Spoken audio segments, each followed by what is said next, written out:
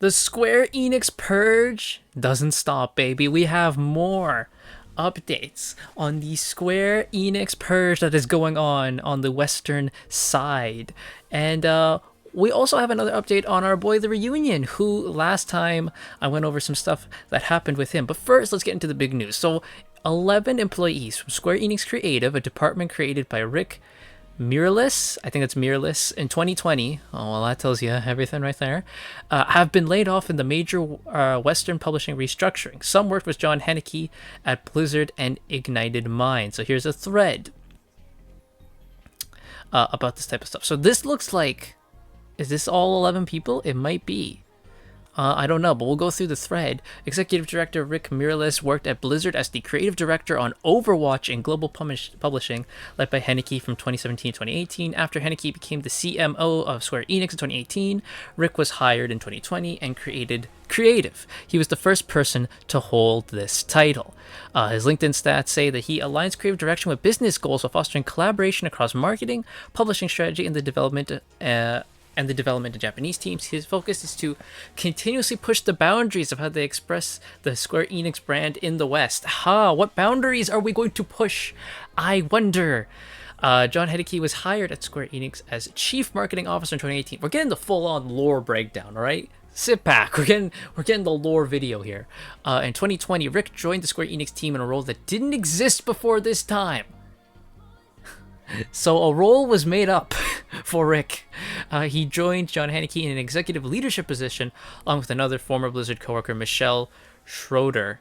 And there's John up there as the publishing officer. There's Michelle as the vice president of communications. And Rick here was the executive creative director of Square Enix West. In creative, more former Blizzard employees joined the roster who may have been laid off, while Brett, who was a confirmed layoff, was already at Square Enix before Henneke was hired. He worked with Henneke at Blizzard and at Ignited Minds. Ken also worked at Blizzard and Ignited Minds. So these are some of the people who may have been laid off. So we have Paul Finocchio, who worked at Blizzard right there for 6 years. He only recently came to Square, it seems like, because he only left in March of last year. And then we have Ken. Oh boy. Let's see. What did you do, Ken? For 21 years, you were a UCLA instructor. Before you came to Ignited, you were in Ignited while you were doing the instructor. All right. And then you were at Blizzard. And then you were at Square Enix. Alrighty, Roo. Again, he came in 2020. That's the big tell with a lot of these people. When did you join? Brett, who was a confirmed layoff. So Brett is gone. Well, he worked at Square. Oh, here we go. So, freelance designer and art director at Ignited Minds, and then he was the creative manager at Blizzard. Successful in driving the creative for the company's most premier brand, Blizzard Entertainment, through 2 major World of Warcraft product launches, the evolution of StarCraft and Diablo franchises, and numerous associated projects. Also directed creative on high-profile Sierra properties such as Ghostbusters. Okay. Fear, Time Shift, Scarface, Freestyle Basketball, Alien vs. Predator, and Prototype. And he was at Square for just a bit over a year. A year and 4 months was how long Brett was there for, it seems. Do we have one more? We do have one more. It's John himself. Okay. John himself, all there. While it does seem everyone listed in the first post has been laid off based on the statement, many talented coworkers will be moving on to their next chapters, as that's the statement.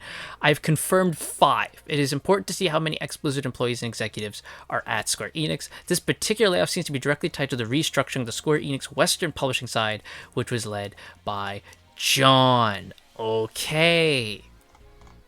So we know that 5 of these people are gone, which is Rick, Brett, Paul is one.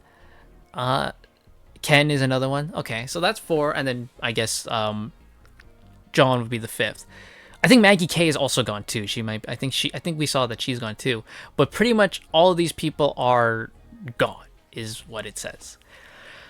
With the major restructuring of Western Branch. Okay, guys, again, I just gotta say, to the people who are getting laid off, who didn't do much, you weren't causing trouble, you were just kind of doing your job.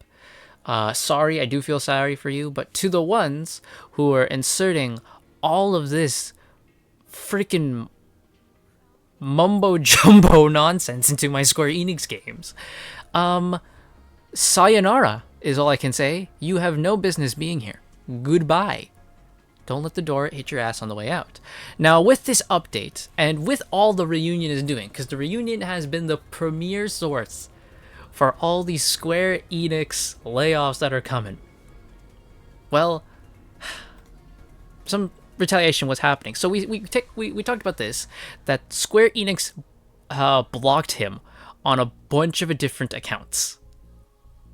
Like, he was blocked on a bunch of different accounts. That has been changed. Apparently, Square Enix has now unblocked him from their main account, the Final Fantasy VII account, the Final Fantasy account, and the Final Fantasy 16 account, which were the accounts that banned him previously.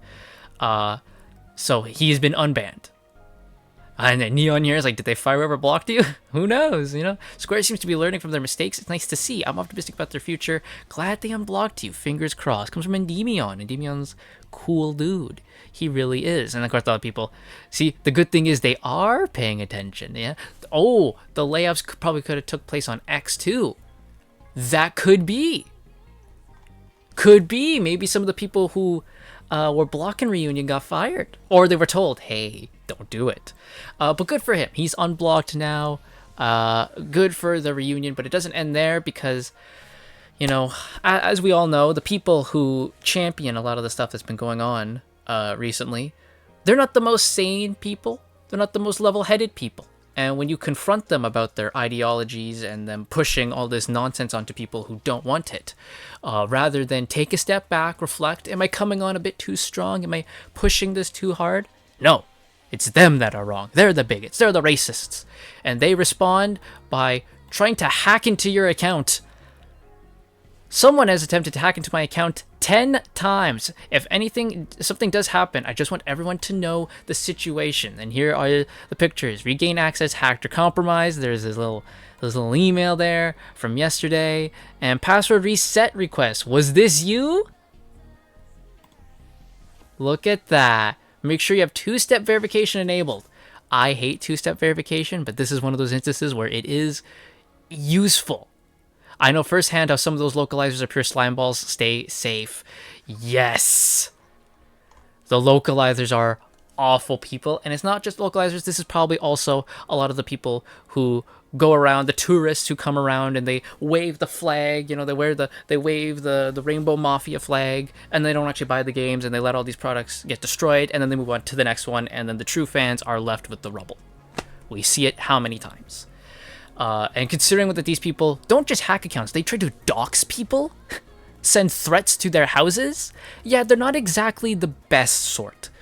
But the Reunion someone has attempted to hack in his account 10 times. Thankfully, it looks like it hasn't happened yet, but he is putting this out there to let you know if something happens. This is the reason he was hacked.